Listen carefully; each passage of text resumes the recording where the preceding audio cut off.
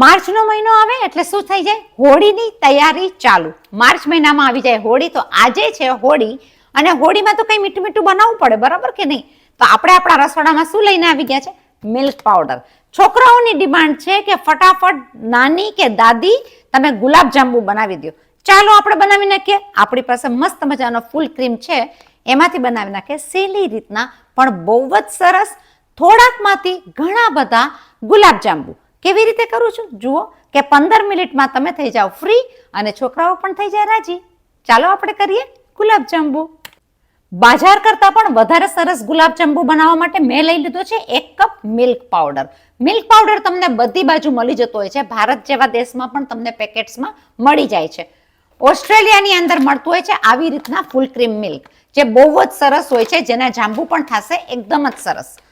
લઈ લેશું અડધો કપ મેંદાનો લોટ. મેંદાના લોટના હિસાબે બાઇન્ડિંગ પણ આવશે અને જાંબુ થશે બહુ જ સરસ.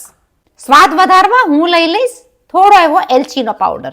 એલચી પાવડર સાથે ભાઈ ઘરના જ માણસો જાંબુ ખાવાના છે. આપણે લઈ લઈશું થોડું કેસર. આની અંદરની મેઇન ઇન્ગ્રેડિયન્ટ શું હોય છે? તો અડધી ટીસ્પૂન છે સોડા બાય કાર. એનાથી એકદમ સરસ મજાના જાંબુ ફૂલીને થઈ જશે તૈયાર. લઈ લેશું 1 ટેબલ સ્પૂન બટર, જેને કરી નાખશું મેલ્ટ. આપણું મેલ્ટ કરેલું બટર લઈ લેશું આપણે લોટની અંદર. તમારી પાસે બહાર રહેલું સોફ્ટ બટર હોય તો પણ લઈ શકો. અંદરથી ધોળા ન રહે એની માટે આપણે લઈ લેશું yellow colour. Yellow food colour optional છે. તમને વ્હાઈટ જોઈએ તો તમે વ્હાઈટ પણ રાખી શકો. ભાઈ આ બધી વસ્તુ તો નખાઈ ગઈ છે. આપણે કરી નાખશું એનું મિક્સિંગ એકદમ સરસ રીતના આપણા હાથ વડે. આ જાંબુ બહુ જ સરસ લાગતા હોય છે. ખાવામાં પણ સોફ્ટ થશે અને એકદમ જ પોચા રૂ જેવા જાંબુ હોવા જોઈએ, અંદર જારી પડેલા. તો આપણા આ જાંબુ થશે જારી પડેલા. તમે જોઈ શકો એનું મિક્સિંગ એકદમ સરસ મજાનું થઈ ગયું છે. આપણે બાંધી નાખશું લોટને દૂધથી. મેં લઈ લીધું છે નોર્મલ દૂધ. થોડું થોડું નાખતા જશું અને જોતા જશું બાઇન્ડિંગ કઈ રીતનું થાય છે. એક સાથે દૂધ નાખી નથી દેવાનું, જેથી કરીને કે લોટ આપણો એકદમ સોફ્ટ થઈ જાય. તમે જોઈ શકો કે એનું બાઇન્ડિંગ ઓલરેડી થઈ ગયું છે, પણ મને જોશે થોડું ઢીલું, કારણ કે લોટમાં પીવાઈ જશે દૂધનો ભાગ. તો આપણો લોટ જો સોફ્ટ બન્યો હશે તો એના જાંબુ એકદમ જ સરસ થશે, લીસા અને તરત જ મિક્સ થઈ જાય એવા. આ પ્રમાણેનો લોટ હશે તો આપણા જાંબુ વળવામાં જરા પણ તકલીફ પડશે નહીં. આપણે આપણા લોટને થોડી વાર કરવા દઈશું રેસ્ટ, જેથી કરીને થઈ જાય સોફ્ટ. ત્યાં સુધી આપણે મૂકી દઈએ ઘી તેલનું મિક્સિંગ. દૂધ મને જોઈ ગયું છે 3 થી 4 ટેબલ સ્પૂન જેટલું. કડાયાની અંદર હું લઈ લઈશ થોડું ઘી અને તેલનું મિક્સિંગ. જ્યાં સુધી આપણું તેલ અને ઘી ગરમ થાય છે ત્યાં સુધી આપણે કરી નાખશું એની ચાસણી તૈયાર. તો મેં લઈ લીધું છે 1 કપ ખાંડ. 1 કપ ખાંડની સામે ખાંડ ડૂબી જાય એટલું આપણે લઈ લેશું પાણી. કદાચ તમને એવું લાગે કે ચાસણી ઓછી થાય છે તો થોડું ખાંડ પાણીનું મિક્સિંગ ઉકાળીને નાખી શકો ઠંડુ થયા બાદ. પણ આટલા જાંબુ માટે આ માપ આપણું એકદમ છે પરફેક્ટ. ઉકાળીને તૈયાર કરશું ચાસણી. હવે ચાસણીને આપણે નથી કરવાની 1 તાર કે 2 તાર, ખાલી આપણે ચાસણીને એ રીતના જોવાની છે કે પાણી અને ખાંડમાં મિક્સ થઈ જાય અને થોડી એવી થાય 1 તારથી ઓછી. ચલો ભાઈ આપણે તો કામ કરશું મલ્ટી, કારણ કે આપણા 2 વસ્તુ ગરમ તાવડા ઉપર મુકાઈ ગયા છે.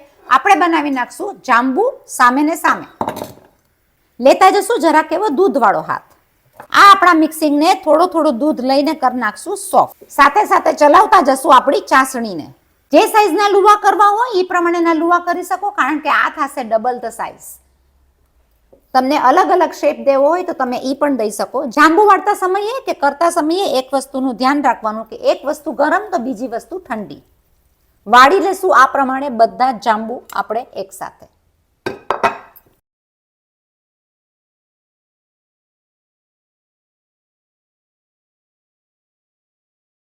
તમે જોઈ શકો આપણા એક કચોરામાંથી કેટલા બધા જાંબુ થઈ જશે. વાત વાતમાં તો ચાસણી પણ તૈયાર થઈ ગઈ, તેલ પણ તૈયાર થઈ ગયું. આપણી ચાસણી થશે 1 તારથી ઓછી, એટલે 1 તાર પણ નથી કરવાનું. તાર વગરની ચાસણીમાં ગુલાબ જાંબુ બહુ જ સરસ થશે.